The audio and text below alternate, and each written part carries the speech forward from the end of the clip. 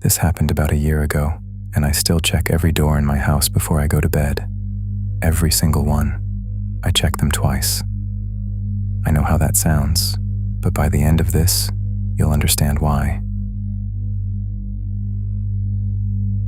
At the time I was 26, I'd been living on my own for about a year and a half in a small rental house on a pretty normal suburban street. Nothing special about the place. Single story, 2 bedrooms, 1 bathroom, a kitchen that opened into the living room, and a short hallway connecting the back bedrooms to the rest of the house. My girlfriend stayed over most weekends, but during the week, it was just me and my dog, a mid-sized mutt named Oscar. He wasn't a guard dog by any stretch. He was the kind of dog that would roll over for a stranger if they scratched behind his ears. But he was company, and having another heartbeat in the house made the quiet nights feel a little less empty. This was a Wednesday. Nothing about the day was different from any other Wednesday. I went to work, came home, made dinner, watched TV for a couple hours. Around 10:30 or so, I led Oscar out through the sliding glass door off the kitchen. The back of the house had this small concrete patio and a fenced yard. Nothing fancy, just enough room for Oscar to do his thing and come back. He was out there maybe 5 minutes. I stood in the kitchen waiting, scrolling my phone, and when he trotted back inside, I slid the door shut and went to get ready for bed. I want to pause here because this part matters later. I closed the sliding door. I remember pulling it shut, but the slider had this latch, a little lever at the base of the frame that you had to push down to actually lock it, and I honestly cannot tell you whether I pushed it down that night. I'd like to say I did, but I'd let Oscar out through that door hundreds of times, and I didn't always latch it. Sometimes I just pulled it closed and walked away. That was a habit I had. One of those small things you don't think about until you have a reason to. I got into bed around 11, maybe a little after, left the TV on in the living room. I usually did that when I was alone. The background noise helped fill the house. From my bedroom, I could hear it faintly through the closed door, just a low murmur of voices, not loud enough to make out words, just enough to keep the silence from getting too heavy. My bedroom was at the back of the house at the end of a short hallway. Maybe 12 feet of hallway separated my door from the living room. The hallway had thin carpet over old wood floors, the kind where you could feel the boards flex under your feet if you stepped in the wrong spot. It had no windows and no light of its own. During the day, it was fine. At night, with the bedroom door closed, it was the darkest part of the house.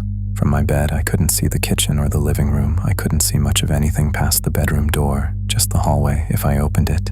And I hadn't opened it. The bedroom itself was small. The bed was pushed against the far wall, opposite the door. That was really the only way it fit with the dresser and the nightstand. From the bed to the door was maybe 8 or 9 feet, not a long walk during the day. A different distance in the dark. I was propped up in bed scrolling my phone, half watching something, half just killing time before I fell asleep. Oscar was on the floor at the foot of the bed, curled up, out cold. At some point I remembered the glass of water I'd left on the kitchen counter. I thought about getting up to go grab it, but I was comfortable, and the kitchen felt far away for no good reason. I figured I'd get it in the morning. By midnight I was getting drowsy. I thought about plugging in my phone and calling it a night. I stayed in bed. It was probably around 12:30 when it started. Oscar lifted his head. Not fast. He just raised it off the floor and looked at the bedroom door, ears slightly forward. He held the stare for a few seconds, maybe 5, and then put his head back down and closed his eyes. I noticed it. I glanced at the door, listened for a second. The TV was still murmuring from the living room. The fridge hummed from the kitchen. Nothing else. I went back to my phone. Dogs do that. They hear stuff we don't. A car door down the street, a raccoon in the yard, the house making some noise. Oscar did it all the time. It never meant anything. A minute or 2 went by. Then I heard something. It was faint, a soft, low thud, not a bang, not a crash. More like something being set down on a hard surface, or a cabinet door being eased shut. It came from somewhere past the hallway, the kitchen maybe, or the living room, somewhere out in the main part of the house. I sat up a little, listened. Oscar was on his feet. I hadn't even seen him stand, but he was up now, facing the bedroom door, completely still. His ears were flat against his head. His body was rigid, that stiff, locked posture he almost never had, and he was growling, not barking, a low, deep, steady growl that came from somewhere in his chest, quiet enough that I could barely hear it over my own breathing, but constant. He didn't look at me. He just stared at the door. My stomach dropped. I sat all the way up, muted my phone without really deciding to. It was like my hands were already ahead of my brain. The room went quiet except for Oscar's growl and the faint TV from the other room. I listened hard, tried to hear past the murmur, tried to pick out whatever Oscar was hearing. For a few seconds, there was nothing. Just the hum of the house, the low TV voices, and Oscar standing there like a statue. I told myself it was nothing. Something fell off the counter maybe. A dish towel, or Oscar's water bowl got bumped by a draft from somewhere. The house was old. Old houses make sounds. I'd heard random thumps before, and every single time it had turned out to be nothing. But Oscar had never done this before. Not like this. He'd lifted his head at sounds before, sure. He'd barked at a knock on the front door. But I had never seen him stand rigid in the middle of the night and growl at the bedroom door like something on the other side of it was wrong. I thought about getting up, opening the door, walking down the hallway to check the kitchen and the living room. I almost did. I had one foot on the floor when something stopped me. Not a sound, not a specific thought, just a feeling, a heaviness in my chest, a tightness that I couldn't explain. My body didn't want to open that door. I pulled my foot back into bed, sat there in the dark, phone in my hand, staring at the door, listening. The TV murmured. Oscar growled. The house was still. Then I heard it. A creak. From the hallway. Not from the kitchen, not from outside, from the hallway, the one right outside my bedroom. And I knew that creak. There was a spot on the floor near the bathroom, about halfway between the living room and my door, where one of the boards under the carpet had always been loose. I stepped on it every single day. It had a specific sound, a slow, low groan of wood flexing under weight. Not the kind of sound the house made on its own, not settling, not temperature. It was a weight sound. It only sounded like that when someone stepped on it. I stopped breathing. Oscar's growl got louder. His hackles were up now, the fur along his spine standing in a ridge. He took one step back from the door. Then another creak, closer toward my room. Slow and deliberate, not someone rushing, not someone stumbling, someone walking carefully down my hallway toward my bedroom. Every part of me went cold. I didn't think it, I knew it. The way you know something with your whole body before your brain catches up. Someone was in my house. I had to get to the door. That was the only thought. The bedroom door had a push-button lock on the knob, the cheap kind that comes on interior doors, but the door was 8 feet away. I was on the bed, against the far wall. To lock it, I had to cross the room. I put my feet on the floor. The carpet was thin. I could feel the boards underneath, and I knew, the way I knew the hallway creak, that they could shift and groan if I stepped wrong. Every part of me was shaking, but I forced myself to stand. Slowly, trying not to let the bed frame creak, trying not to let anything in that room make a sound. I took a step, then another. Bare feet on thin carpet, placing each one like the floor was made of glass. The room was dark except for the faint glow from my phone screen on the bed behind me. The door was ahead of me. The hallway was on the other side of it, and somewhere in that hallway, someone was standing. I reached the door, stood there with my hand on the knob. I have never been more afraid of anything in my life. The person in the hallway could have been right on the other side, inches away. I didn't know. I couldn't hear them over the blood pounding in my ears, but I was standing at the thinnest point between us. One hollow core door, nothing else. I found the button, pressed it in as slowly as I could, terrified that the click would carry through the door, down the hallway to whoever was out there. The lock engaged, a tiny sound. To me, it felt like a gunshot. I backed away, didn't turn around. I walked backward, keeping my eyes on the door until my shoulders hit the far wall. I slid down to the floor. Oscar was already there, pressing his body against my leg, silent. He'd stopped growling. The silence he left behind was worse. I reached up to the bed and grabbed my phone. The screen was blinding in the dark room. I turned the brightness down as far as it would go and opened my messages. My hands were shaking badly, the kind of shaking where your fingers move on their own, and you can't steady them no matter how hard you try. I typed 911 and then my address. I misspelled it, deleted it, typed it again, misspelled it again, corrected it, added someone in my house, hit send. Then I did the hardest thing I've ever done. I went quiet. I pressed my back against the wall, held Oscar against my side with one arm, and locked my jaw shut. I couldn't call. If I spoke, even in a whisper, whoever was out there would hear me through the door. They'd know I was in the bedroom. They'd know I was awake. So I sat there on the floor in the dark with my phone in my hand, and I waited. The house was quiet.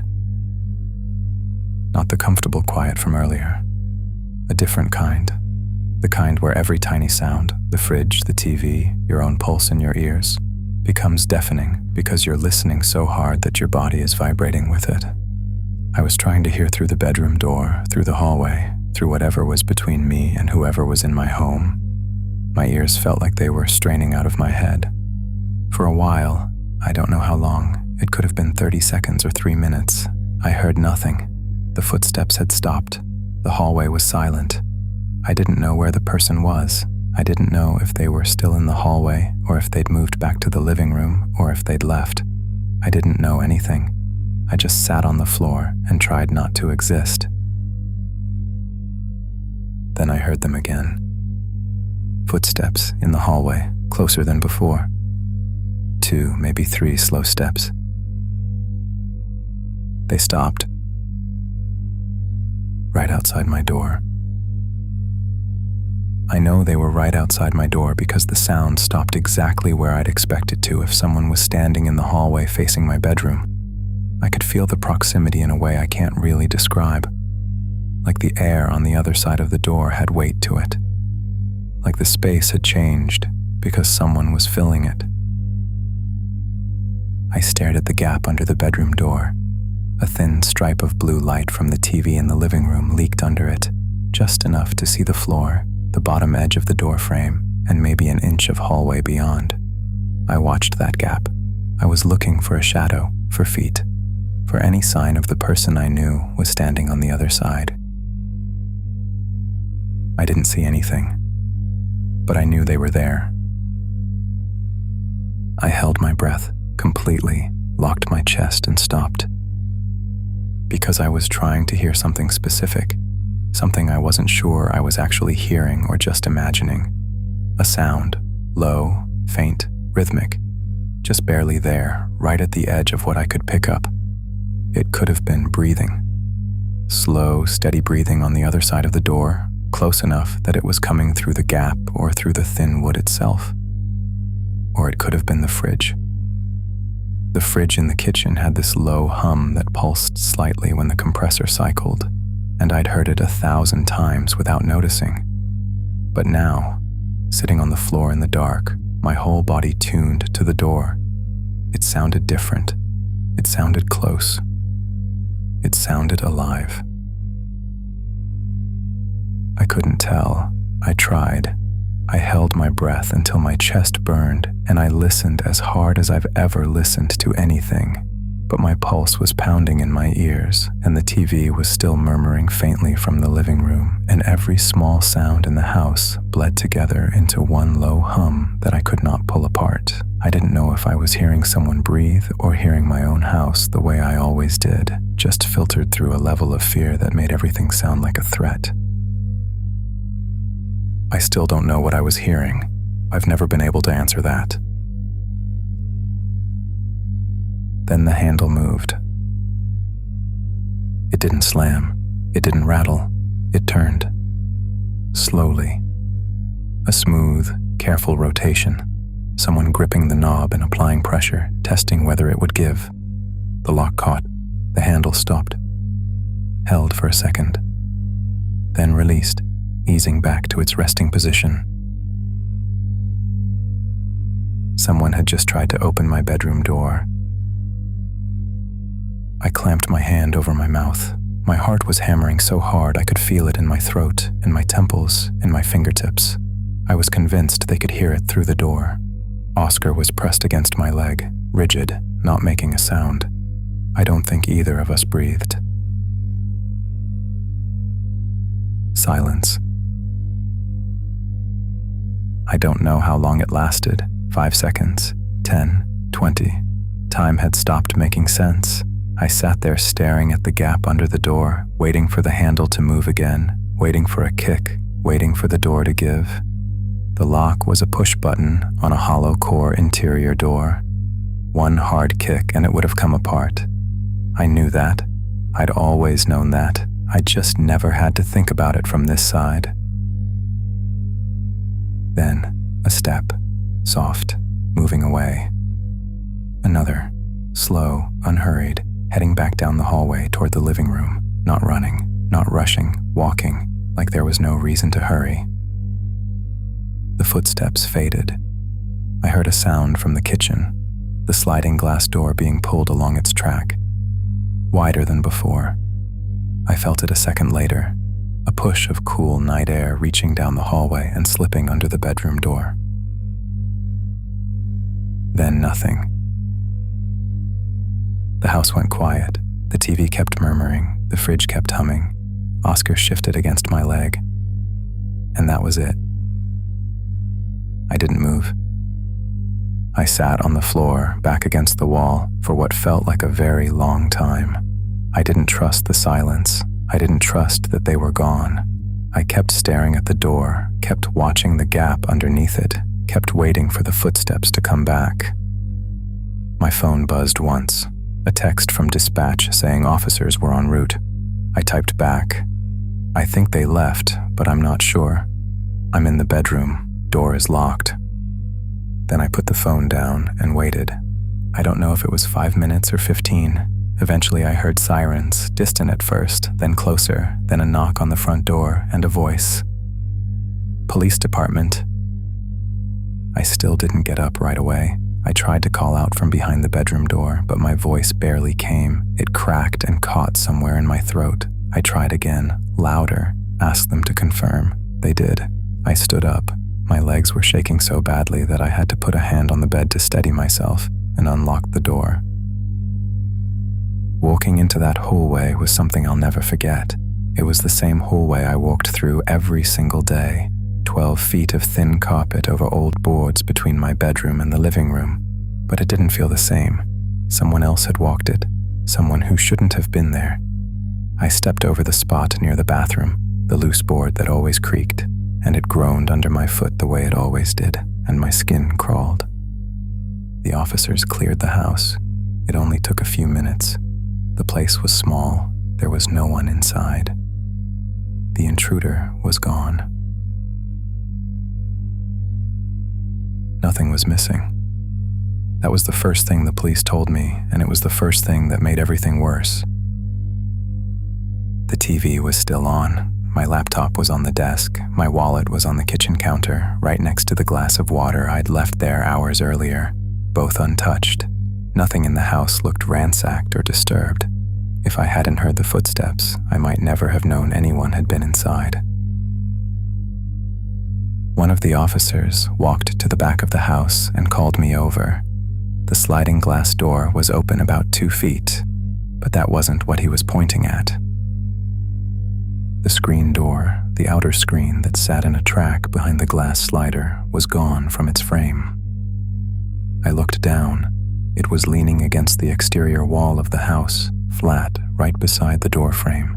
Not ripped out, not bent, lifted out of its track and placed there, carefully, quietly, the way you would if you didn't want anyone inside to hear you removing it. Was that like that before? No, it wasn't. He asked me if the sliding door was locked. I told him I wasn't sure. I'd let the dog out earlier in the evening and pulled the door shut, but I couldn't say for certain whether I'd pushed the latch down. I probably hadn't. That was the kind of thing I didn't always do. The officer looked at the slider's position, open about 2 feet, and said it looked like whoever came in had slid it open just enough to get through and then left it. That made sense to me in a way I wished it didn't. They had opened it just enough, slipped inside, and left it cracked rather than sliding it shut behind them. Probably so they could get out fast if they needed to, or maybe so they could hear if anyone came up behind them from outside. Either way, it meant they thought about it. They planned their way in, and they planned their way out. The officers checked the yard, the fence line, the alley that ran behind the houses on my street. Nothing. No footprints. The patio was concrete, and it had been a dry night. No usable prints on the doorframe or the screen. A neighbor 2 doors down had a security camera, but it pointed at their own driveway and didn't catch anything useful. The officers took a report, gave me a case number, told me to call if anything else happened. That was it. No arrest, no suspect, no answers. I stood in the kitchen after they left, looking at the glass of water on the counter. It was right there, exactly where I'd left it. I had thought about getting up to grab it earlier that night. If I'd done it, if I'd walked out of my bedroom, down that hallway, into the kitchen, there's a window of time where I would have been standing right there, a few feet from the sliding door, while someone was on the other side of it removing the screen. I poured the water out and put the glass in the sink. My hands were still shaking. That was a year ago. I got a deadbolt for the bedroom door the next day. Not a push-button knob, a real lock. I replaced the sliding door with a newer model that has a steel frame lock and a security bar in the track. I got a camera for the back patio. I check every door in the house before bed. The front, the back, the slider, every night, twice. My girlfriend stays over more than she used to. She doesn't say it outright, but I know she doesn't like me being there alone. I don't love it either. The police never followed up. I called once about 3 weeks later, and they told me the case was still open, but there were no leads. I didn't call again. I don't think they're looking. I don't know who it was. I don't know if they knew I was home. I don't know if they came for my stuff and changed their mind when the bedroom door was locked, or if they came for something else. I don't know if it was random, or if they've been watching the house. I don't know if they've been back on a night when I wasn't home. But the thing I keep coming back to, the thing that sits with me every single night, is the timing. The bedroom door wasn't locked when they came in. I didn't lock it until I heard them in the hallway, and to lock it, I had to get out of bed, walk across a dark room, and stand at the door while someone was on the other side of it.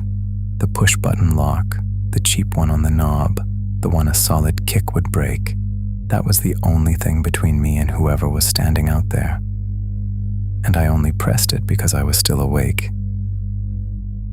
If I had fallen asleep 10 minutes earlier, if I hadn't been lying there scrolling my phone for no reason, if I'd put it down and closed my eyes the way I'd been about to, I wouldn't have heard Oscar growl, I wouldn't have heard the floorboard creak, I wouldn't have heard the footsteps. The handle would have turned, and it would have opened. I think about that every night, right around the time I'm lying in bed, trying to fall asleep. That's when it comes back, the handle turning, the silence after. and the fact that I was 10 minutes away from not hearing any of it. I check the doors twice now. I always will.